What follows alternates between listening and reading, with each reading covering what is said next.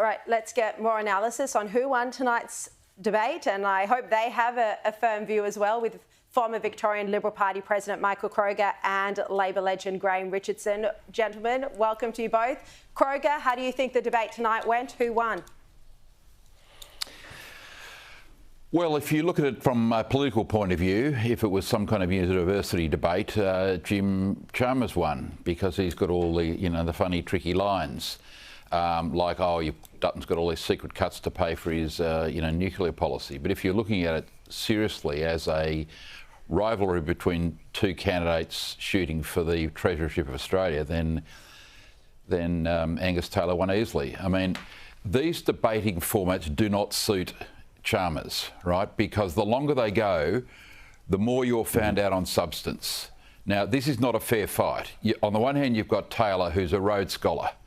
Right, he's a Rhodes Scholar. Jim's got a university degree, but he, to be fair, he doesn't have the intellect that Taylor's got. And I don't want to be academic elitist here, but to be a great treasurer in this country, you've got to really be academically excellent. Frydenberg, Keating, even though he didn't have a uni degree, brilliant mind, Costello, and this bloke Taylor, right? You need to have a phenomenal intellect, and that's what Taylor's got. That's why the longer it goes, the more they talk about substantial thing. Taylor just oozes class and intellect. Jim's good on the retail, secret cuts and this stuff, but Jim's a commentator. That's what he is. The economy, he's never been running the economy. The economy's running Jim. He was the surplus king for a while, now he's a deficit king. Jim's not in charge of anything. He just floats along in the boat down the river telling us what's happening. So the answer is Taylor, because he's got substance. All right, Richo, I'll go to you for a response to what Michael Kroger's just said. And also, who do you think gave the best performance tonight? Yeah, we must have been watching different debates, I think. I thought that both sides did pretty well. I don't think there's a massively clear winner, but I do think Chalmers had his nose in front as they passed the winning post. Look, I don't think there was a clear winner either. I think both, as I said, both politicians were very sharp. They were both on message. They both prosecuted their arguments well. They both had cutting lines, as we saw. But ultimately, this is a cost of living election. And, it's going to be up to who can convince voters that they can. And it's not even about managing the economy better, which is what the coalition's line is. Who can put more money back into their pockets? And those comments, we call them vox pops, those comments that we heard from voters right in the middle of that debate, when we heard that one woman say she's been a Labor voter her whole life, but now her grocery bill has gone up from $80 a week to $180 a week. Now, I reckon that's a sentiment that most voters would be feeling. She said she's definitely not voting Albanese, but she's not voting for Dutton either. So, Michael, do you think this is why we're seeing such a large, soft vote here?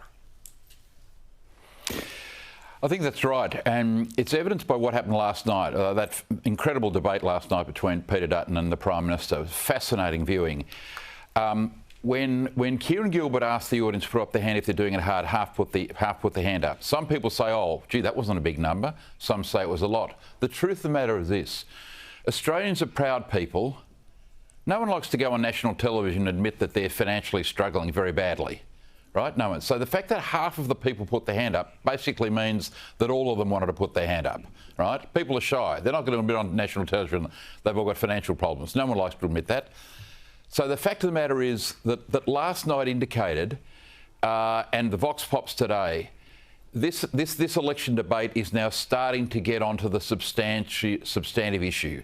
Not all the noise we've seen over the last week and a half. People are now starting to focus on the main issue confronting Australia, and it's the economic crisis we're in, the economic crisis that's coming for overseas reasons that we all know about, and who best is the party to deal with that. So you've got Peter Dutton and Angus Taylor against Albo and Chalmers, and that's why I think Peter Dutton in the end and Angus Taylor will win. You still think they'll win, Michael? I'm going to go to Richo, but you think they will win this election? I do. Yes, I do. All right. I think in the end, Sharri, people ask themselves, do I want the next 3 years to be like the last 3? And the answer will be no.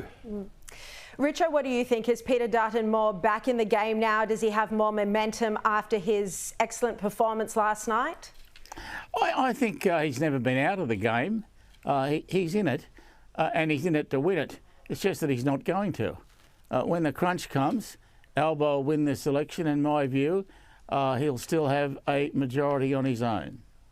Look, you both are on my panel every single Wednesday night, so when we get closer to the election, we're going to get an exact seat prediction from you both. But, you know, you're both experienced commentators. Richo, you're saying Labor's going to win. Michael, you're saying Dutton's going to win.